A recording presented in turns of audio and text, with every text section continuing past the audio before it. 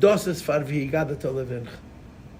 He shook his head. This is for v'higada to levincha. That you should be zeicha to sit by your own seder and tell your children about the seder, about Yitzis Mitzrayim. Okay? Anyway, the Rebbe left, went back to New York. He moved to Eretz Yisrael, and a year later he had a ben Zachar. His son. They lived in Bnei Brak. And he told his son, hey, you don't have to be a chassid. But when your chavedim speak against the Lubavitcher Rebbe, you need to be quiet, because you were born from a bracha from the Lubavitcher Rebbe. So he was an Olam Sheyid, not a chassid. The Rebbe didn't like to use the word misnagid. The Rebbe used the word Olam Sheyid. And he, when they were talking against the Rebbe, he would be quiet. He wouldn't defend the Rebbe.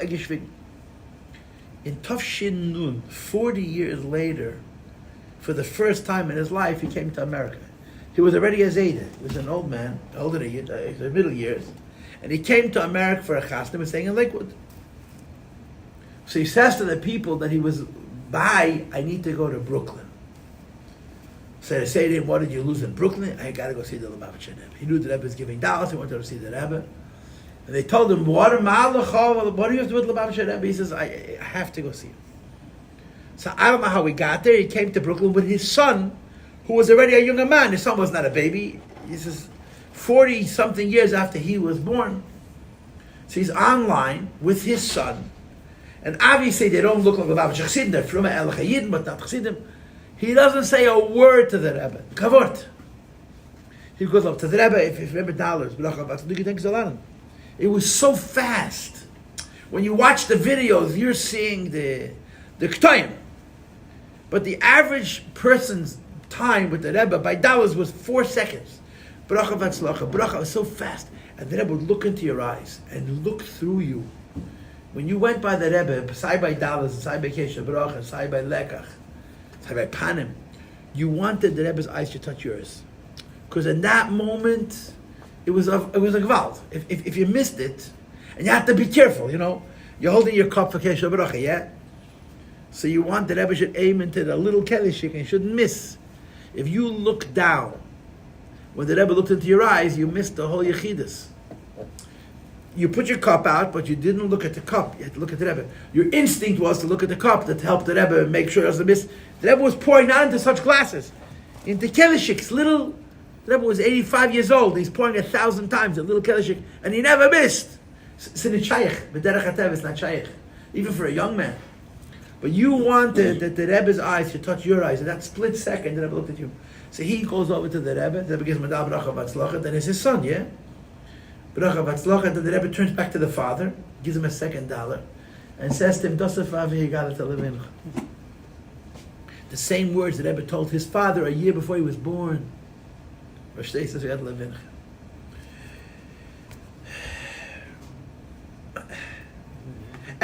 in Halacha as da mitzvah seder reise v'shantam levanach. Just look at the sichos, yeah. It's a mitzvah seder reise to teach your children Torah. But there's no mitzvah to teach your children how to do mitzvahs, which is what chinuch means. Chinuch means practice. Midei reise, you teach your children Torah.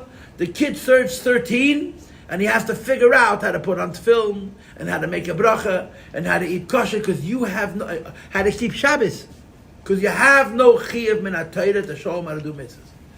But midrabanan you do have a chiyuv. And Chassidus, of course, brings out the idea that chamurim divrei sefer chavivim, it's not a deraisa, it's only a derabanan, because the derabanans are higher than the deraisas. Like we know about Pesach.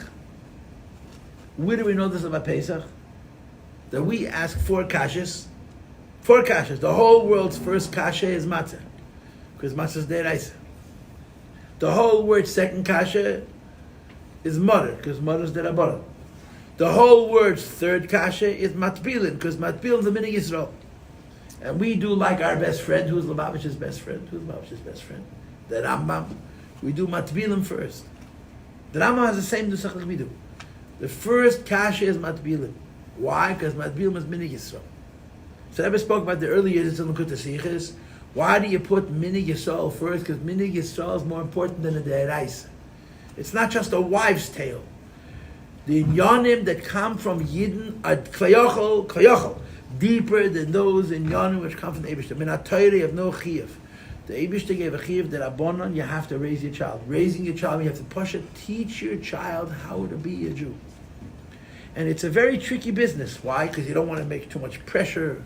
You don't want your kids to be uptight. You don't want your kids to be nervous. But on the other hand, you want your children to know the details, right? You have a child, and the child asks very specific questions. How do we do this, and how do we do this, and why? And you have to answer, and you have to know, and you have to teach. It's to raise kids. You have to raise your kids. You have to raise your children. Always live in the kinder. Mekenish laws in the kinder. You cannot expect the street to raise your kids. I was never in Eretz Yisrael. This is a great disclosure. I was never in Eretz Yisrael. But my wife was. So she said to me, in Eretz Yisrael, in certain places, the morning the kids leave the house, and you don't see them till the sun sets. Und the gas hadivitze. If you live in certain places, the street will raise them. The street will give them Yiddishamayim. If it's a Yiddish gas, if it's a Jewish street, I don't mean Jewish street, the Jews live over there. But the street is with principle of Midas Tevis and Yiddishamayim and making a bracha and not forgetting to bench. So in Israel, you let your kids out in the morning. As soon as the sun comes up, you don't see them till sunset. And in the street, they raise as Jewish children. In America, I don't think it's true in Israel either. In most places, maybe there's some places still, but in America, you cannot trust the street. Doesn't matter what street you live on. Doesn't matter who your neighbors are. You have to raise your kids yourself. Because when it's comes to chinuch for kinder, you cannot. There's a lot of help, but you can't expect the help. You have to raise your kids. This is how it works. I tell this people all the time. I'm in this business. One thing I guarantee you: if you didn't teach it to your children, they're not going to know it. If you do teach it to your kids, maybe they'll do it, maybe they won't do it. Yeah, but if you didn't teach it to them, they're for sure not going to know it. That story, the Rebbe, it's a murder in the Kamaisa. It's a long, long, long story. But the end of the story was that there was this kid who grew up not in the from home. He went to a conservative Talmud Torah, and he had a Lubavitch Malamed. And the Malamed taught them that when you put on your shoes, you put on your right shoe, then you put on your left shoe, then you tie your left shoe, and then you tie your right shoe. Now, how important is that? I'm asking you. In the scheme of Shabbos and kosher and mikvah and film, how important is it? The kid wasn't from. They fired him for that conservative Talmud Torah because he was giving the children too much religion.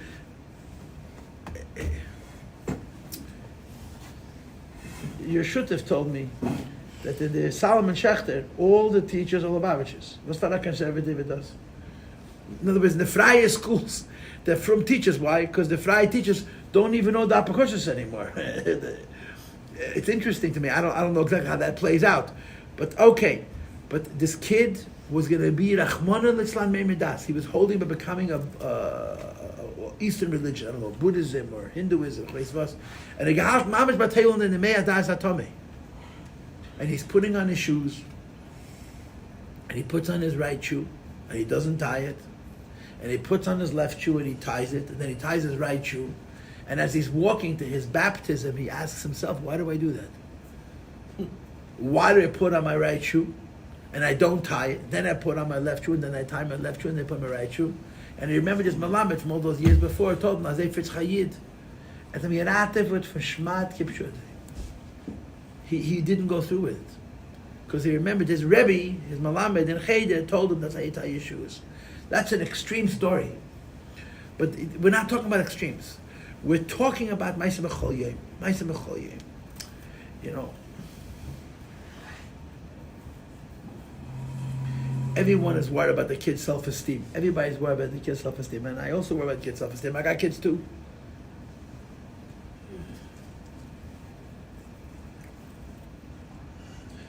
But you got to worry about the neshama. You know, let me give you another example, which I got into a lot of trouble for. Yeah? It's called about Pesach.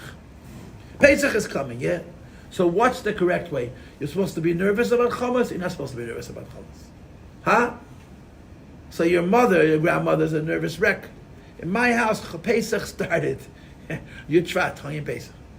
After Purim, forget about it. You know how Purim worked in my house? Purim, mit Chayim Chayim mit Chazerai. It's all the gifts. So the Shalach Manas gives him two Gedorim, right? There's my Shalach Manas, my friend sent me Shalach, and this is mine 100%, nobody can touch it, yeah? And my brother had his Shalach Manas, and my sister had her Shalach Manas, and then the Shalach Manas of the house. So this we fought over, yeah? So a whole Purim, you were hoarding, you had your neighborhood. In my house, my kids, when I was raising children, they had big boxes, they put all the Shalach Manas in the box, and then they fought over the leftovers, who owns the chocolate, who owns the chips. But the day after, put them in the garbage. Why? Because my mother said, there's no chametz in the house. You can go live in your own apartment. In this house, there's no chametz. Mother was a nervous wreck. Why? The chametz is going to look at the wall and she's going to make the whole world treif. It's not going to touch it. She's going to look at the wall. You understand? So our mothers were nuts. And then when we became teenagers, we laughed at them. And then we became adults, we became like them. So you have one mother who's worried about chametz. Another mother says, would you relax? Would you chill? Yeah? So what's the right way? What's the right way? What's the right way? The right way is according to each child. But your mother is not nervous because of her children. Your mother is nervous because of herself. She's a nervous wreck. She's afraid of chametz. Why is she afraid of chametz? Because the mother was afraid of chametz. And why was her mother afraid of chametz? Because her mother was afraid of chametz. It's not rational. And they drive you nuts. Your mother cooked. It's a dreite freuen. I'll be honest. Maybe I shouldn't be honest because I don't know who's listening to this. I grew up in a house. My mom is Americana geboren. My baba is Americana geboren. My mother's family is in this country since the 1880s. She was more afraid of chametz than she was afraid of mice. And I promise you, she's afraid of mice. Ooh, she was afraid of mice. And we grew up with this woman who was just phobia against chametz for weeks before Pesach. She made us nuts. Then I married my wife, she's a very frum lady. She didn't worry, she cleaned the house, she didn't worry about chametz. And I said to her, via this Pesach, you're not nervous. It's Nishka Pesach. It's not bad. Without the nerves, halavai, my children should be having Yerushalayim like my mother, like my wife has. You see, so rationally, my mother was nuts. And her mother was nuts, and her baba was nuts, whatever. But mitzad hasheni, you don't understand. Her fear of chametz to us was fear of God. We laughed at her, and we were never going to be like her. I'm never going to be like my mother, never. And then you become more like your mother than your mother ever was, right? My mother's out of her mind, yeah. But you see, there's a rational component to it, and there's an irrational component. There's an emunah component to it. They say about the Chafetz Chaim. He was married many times. Chafetz Chaim was married more than once. And his wife is on her hands and knees and she's scrubbing the floor. And he tells her, that's not chametz. And she says to him, I never asked you. You go to learn your Medish. I'm in charge of the house, you're in charge of the books. He says, I wrote the Shulchan Aruch. And Shulchan Aruch, the Mishnah Brura. It's not chametz. So she tells him, if I'm going to rely on you and your Shulchan Aruch, we have chametz in the house on Pesach. You understand? You go back to your room and write your svarim, and I'll worry about chametz. The word is Yiddish mames, Amarangem Yiddish kinder. Jewish mothers, you have into the Jewish children, the earnestness of it all. The earnestness of it all. And I'm not saying that they were right for being crazy, but something came across from that. And on the other hand, when nothing is a big deal, everything is don't take it so seriously. It's not chinuch, it's not. I told the girls last year, this year it went around, I did a speech last year, and I spoke very strong about these two points, because they needed to be said. The first point was about not going to hotels on Pesach. I mean, a person is ill, but Pesach, you don't eat in your neighbor, you don't eat in your brother's house. You don't eat in your parents' house. And you're going to eat in these hotels. It's what happened to Ruach Yisrael Sabbath. And the second thing I spoke about, which is negay especially to Lubavitchers, is boys and girls belong by their parents' Seder. Life in the Welt. A guy is 25 years old, he wants to go on shlichus, again shlichus. An 18-year-old bacher does not belong on shlichus in Russia. He belongs to sit by his father's table like a tatala and say the manishtana. Why? This is how Jewish kids grow up. Jewish kids are raised by a father and a mother.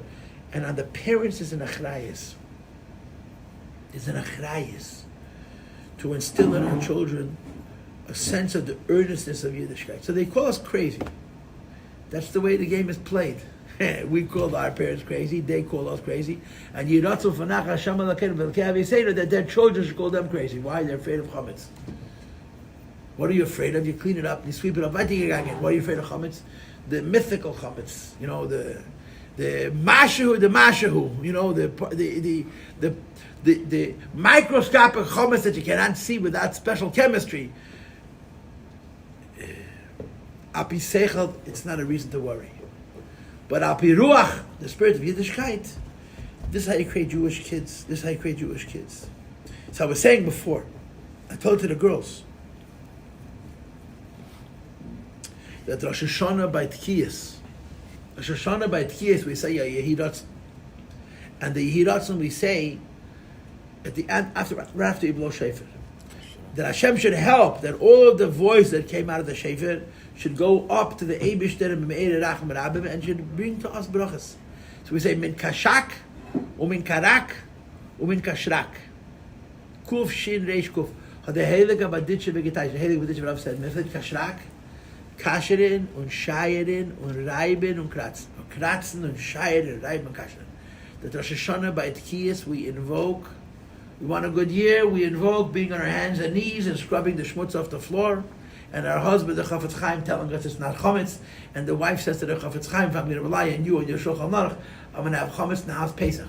Now, I don't know about chametz, but Rosh Hashanah, when a Yid needs a schus, he mentions Rosh Hashanah Pesach. The Heilig Baditshev said it. There's something about the irrational aspect of child rearing that goes very, very deep into the neshamas of the children. Mamish, the irrational aspects of chinuch. I'm not talking about the rational, the mishagas, the craziness. The kids know how serious and how real this is when they see these things. That the parents are in certain inyanim irrational. And the kids feel that if my parents are this crazy about it, it's gotta be important. It's gotta be important. Right? How old are you? 50. 50. Oh my gosh. I'm almost 60. Yeah, I was once a kid. I was once a bachar. And you know what I learned in the course of my long, long life? I learned a very, very stupid lesson, but a very important lesson. Every generation of children is born knowing nothing. It's an interesting lesson. You're born and you raise kids and you just figure they know stuff. Why? Because you know it. But they don't. I'm going to give you a very unpleasant example. Very unpleasant. Do you remember the first time you heard about the Holocaust? Do you remember? How old were you? 5, 6. Really? My grandma. I was probably older. Probably 7 or 8. Survivor. But the first time I heard it, I didn't believe it. And after a few times, I became so angry. How could it have happened? And after a few more times, I realized how helpless I am. I can't do anything about it. I grew up in the 70s. I remember people who, Holocaust survivors, that came around selling sfarim. So when you're a parent, so when your kid learns this, so that you have to help them process it, Our children learn about Avraham Avinu, about Moshe Rabbeinu, and about Teda, and about the Shulchan Aruch, the same way. They don't know. And we communicate to them what is the most important thing to us. Not because we read books or because explanations, because this is what we feel. And they feel what we feel. And when a Yiddish Tata Mame come to the Seder, and it's earnest and it's holy, that's the message that the children get. This is earnest, this is holy. I have a story that I tell all the time. I just recently had an opportunity to tell it to the son of the Baal HaMaaseh. Okay, it's a story. I'm not going to say names, okay, because the video is on. I'm not going to say names, even though the whole world knows the story already, because I told it 100 times. A little boy was raised in a Lubavitcher home. Okay, a little boy was raised in a Lubavitcher home, and his parents spoke to him in Yiddish.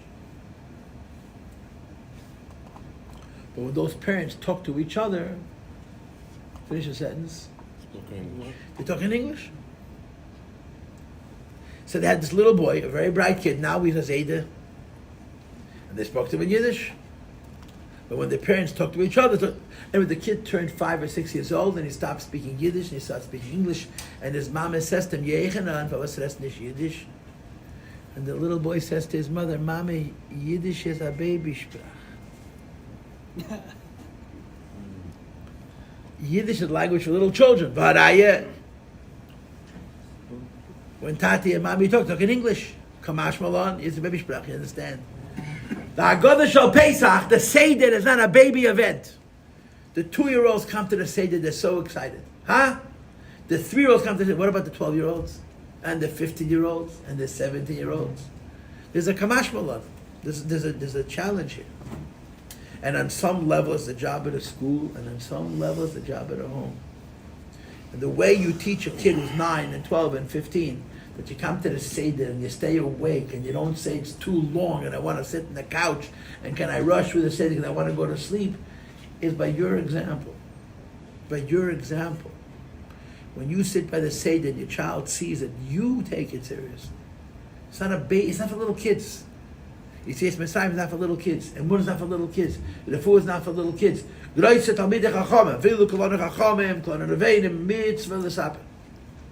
If our children see how we treat the Pesach Seder, they will treat it the same way.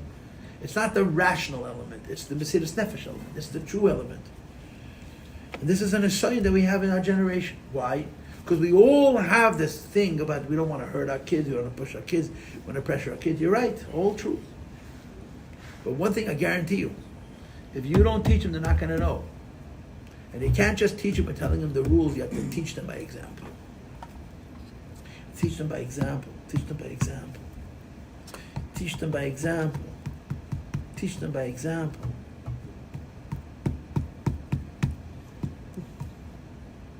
I'm telling you, when your cuckoo mother would scream because somebody walked through the house with a cookie, a week after Purim, and she was completely hysterical.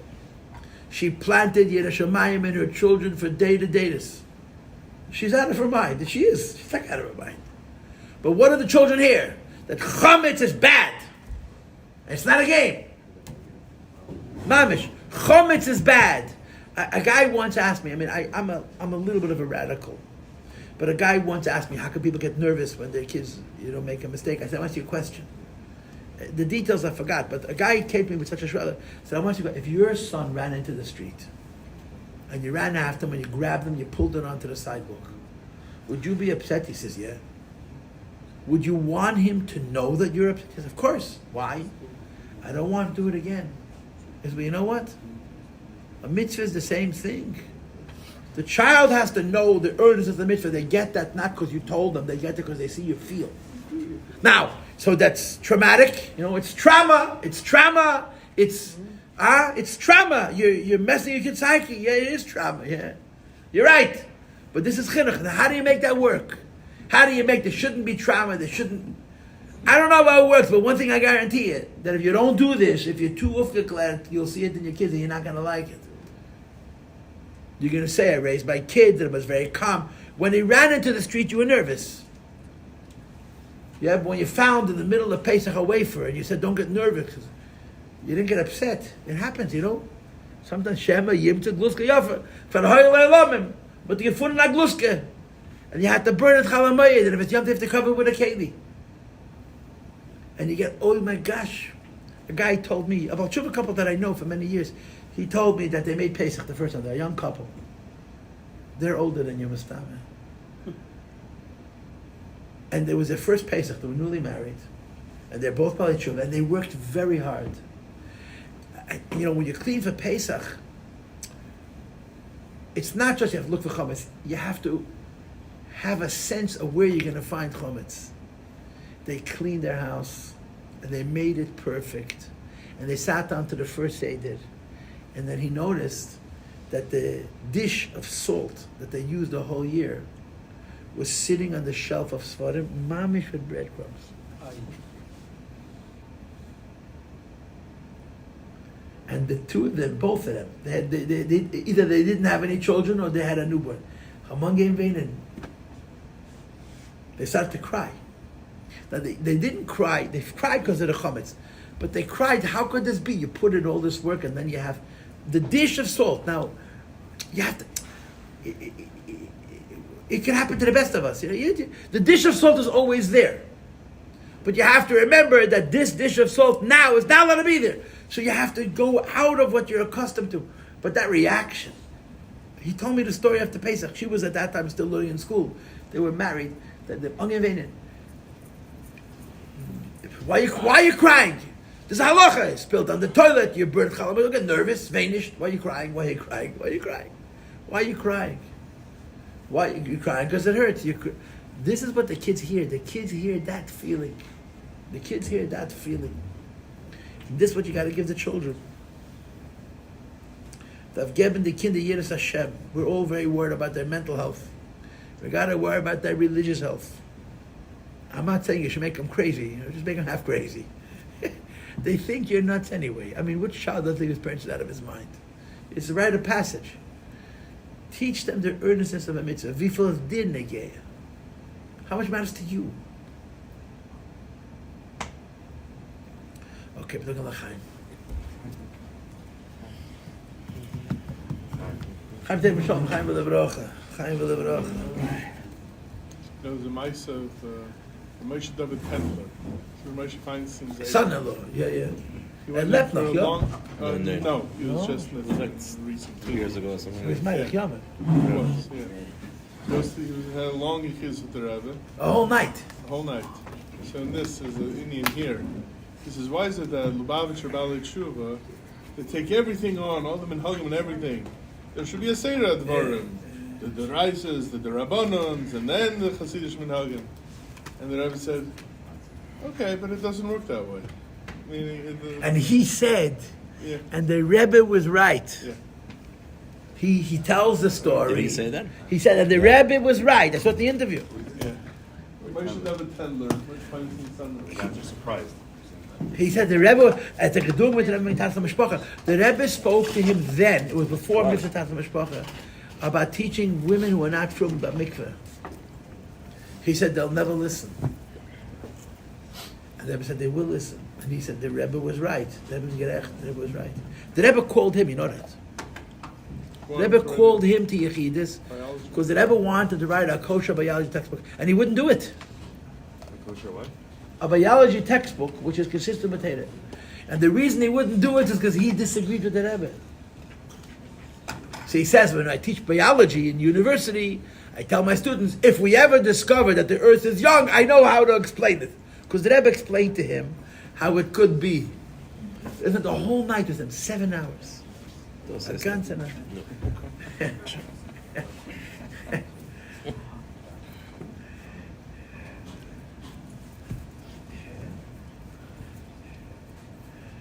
I would call him Rabbi. Like my Dallas and someone said Rabbi Doctor. I said Doctor.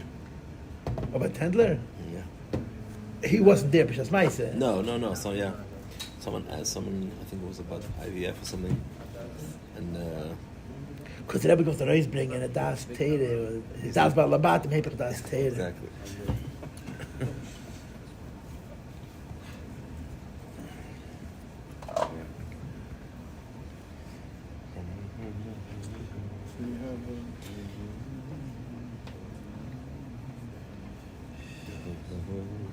Listen to your brother's speech. I only listened The to whole that. speech, the I ganze. only listened to that. I went to the thing and I didn't care about the politicians. That's the only thing that matters. He spoke very good. Very good. Lubavitch Rebbe way. Lubavitch That's Rebbe a- way. Way. Yeah. I like that. It says the street. It says the Rebbe. I had one comment. It shouldn't be Lubavitch Rebbe. It should be the Rebbe. That's true. Ala kula alma lei pli abezok the Rebbe. All of Wesen is me. And certainly in Crown Heights. The Rebbe way. The Rebbe way. So the story of the Zalman Jaffney on the Gemara. That's where the Rebbe said to the. He asked Whatever's on the for a plane, signature, yeah. right. So I said I wasn't on the plane. He said wherever Chassid goes, the Rebbe is going with him. The Rebbe signed it. Rebbe signed it. Yeah. So he said wherever you're going, the Lubavitch Rebbe is with you. But he told also the story about the Butmans, that the Rebbe spent Pesach with them, in Tafshin Ches, Tafshin Zayin. And he bought them gifts. And then years later, they came to America, they went into Yechidus, And the Rebbe said, Kinderlach, ich gedenk mir, ich gedenk euch. You saw that? The Rebbe spent Pesach with the Butman, Zalman Butman's family. And the children were young. I mean, Shalom Ber was a little bit older, but Rabbi Elkan's wife was a Butman. So they were older, but they had younger children who were mamish little. Middle, Mrs. Swerdler was mamish middle, the baby. So 5-6 years later, they came to Canada, they came to America. So they went into the Rebbe, and the Rebbe said, Kinderlach, you remember me? I remember you. My grandfather, Zaydi Schussman, Allah Shalom, used to say that he had to go into the Rebbe for business, for printing. But it was Chedesh Elul. Chedesh Elul was no lyhadus. So Rabbi Chaim didn't want to let him in, but he needed to go in. So Chadakah said, you can go into the Rebbe, but you only talk business. Now his Yom Haledet is Erev Chedesh Elul. His birth was Erev Chedesh Elul. So he went into the Rebbe, and he kept his word. He didn't say a word. And the Rebbe says, I don't understand. You have a letter, how come you're not saying anything? So he tells the Rebbe that I was told that I'm not allowed to mention it. Not personal, just business. So the Rebbe says, Abi ich gedenk. You saw the Meister with Geisinski? It's made in the Kamaise. Shmuel Geisinski, he was a very, very special Jew. He came here from where he was living with his family. And the Rebbe asked him why he came. So he told the Rebbe, I want that my children should see the Rebbe. And the Rebbe says nothing else, like 3 or 4 times. It was his wedding anniversary. He forgot about it. And the Rebbe said, I think it's a Yom HaChasana. Yeah. I said, that's a garnish? He forgot that the Rebbe remembered.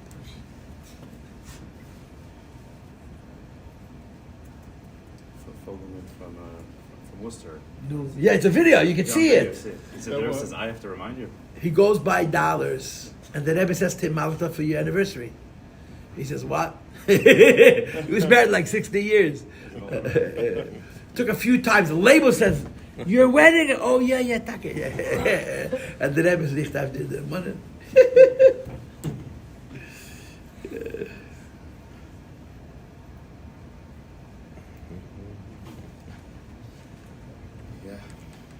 You have a bunch of kids, and one of them goes for the whole, I'm traumatized by the whole stuff. The other kids understand, and they go along with it. One of them had made a mamish like, he was talking nowadays, a snowflake. Like, my mother with the chametz. You know, like, there's farta kol chad from shur delay. So what do you do? So what do you do? So you, for that child, you do whatever you have to. You see, the culture has become so defensive. Mm-hmm. We're so afraid of that child that the rest of the kids don't get what they need. What's our grace to us? Because we're afraid of that one child, the whole family gets a part of a version of Yiddishkeit because you're afraid you're going to turn that child off. So first of all, you wait for the problem to start. And when you have that nisayon, and people have that nisayon, then you have to learn bittul. Wow. I have a young man, he's very close to me. And he has his talis with chinuch is one of his children. And he said to me recently, and I think he's right, he said to me, I don't think there was ever a generation of parents that had to have more busha and more bittul and more going against their nature in raising our children than ours. In other words, one of his children is not to say that. And with that child, you have to do whatever you have to do. But that doesn't mean you shouldn't raise your... okay, he said this is different. You cannot be on defense. You can't spend your whole life being afraid to raise your kids. Hadav in the kingdom. Not give them petch, not put them down, but l'chatchila. L'chatchila. The Rebbe's Indian is l'chatchila, not for the Rebbe. The Rebbe came to America, do a lot of from Yidden in America, you know that. But the whole attitude towards American Yiddishkeit was, don't be too frum. If you eat chalav yisrael and chalav akum, there's a heter. Forget not. If you can't get chalav yisrael, don't be too frum. The whole in the Rebbe was lyhadus. Everything has to be lyhadus. The Rebbe went to a wedding. Mamish the erste chassidus after he became Rebbe, and the roof of the chuppah was you know how they make this chuppah? You open it was broken. So the Rebbe said, let's make it on the street. And the parents of the Chassan Kala were very nervous because they didn't have a permit. So he said, no, we didn't have permission, the Balabas is not going to let. The Rebbe, one of the Baruchim, went over to the owner of the hotel, it was a goy, and said, could we make the chuppah on the side? We said, go ahead. So he came running back to the Rebbe and told the Rebbe that the owner of the hotel agrees. So there was a new bam eine bal bchira hat man schnell gepoilt. By the person without free will, we had right away in effect. You can't live your life like that. You have to give your kids Yiddishkeit. Medaf, mamuz. Well, then I'll yid. Zelixon. The what? This was nice. Was with Zelixon? With the chuppah? I think it was earlier. I think it was with Simpson. Shemazan and Simpson. I think. I could be wrong. Lamed Shvat Tashniel Aleph. Yeah, Zelixon was coming. Zelixon was Yud Beis. Was the next year. Yeah. You know what happened by his chasana? There were a couple of non-Lubavitcher Rabbanim, Germanic Rabbanim, and the Rebbe spoke about Chanukah and Mesirus Nefesh. So one of them said to the Rebbe, why is the Rebbe talking so much about Mesirus Nefesh? In other words, right after the war. So the Rebbe told him, the Rebbe Deshver gesagt is an American Muslim Rebbe wegen Mesirus Nefesh. Doesn't Tanya. That the Der Shenichnas Ula was told about Mesirus Nefesh Kiddush Hashem. Why? If you don't gotta do it, you gotta talk about it. If you gotta do it, you don't have to talk about it. But if you can't do it, you live in Archas Avachim. You're raising children in a comfortable country, they have to hear about Mesirus Nefesh. They have to hear about Mesirus. That's here by Russia. That's about Kiddush Hashem. Because it doesn't tell you, Pesach Perich Havei. It gives you the Shemaim. It's true, it makes sense. Okay, Moire Veraboy say, Divas daf macha brocha achreina. Will ich macha brocha achreina? Mach wir noch vergoss. Okay. Was ist geschehen für ein Jahr? Die kommen die ganze Nash, einige Jahr was vacation. Once is okay, twice take to this. Twice is not good. Okay, a kosh na veilig aan Pesach. Nachas van alle kinderlach, aruzin van alle golies. Amen. Und dienen dem Eibischen ba'atzlacha und besimcha betuch levov. Amen. Ois v'ne kavan al yena. Everyone's got a job. We got to do it. Shu besimcha. Okay, you got a bench, yeah. A kosh na veilig aan Pesach. Brody, a kosh na veilig aan Pesach.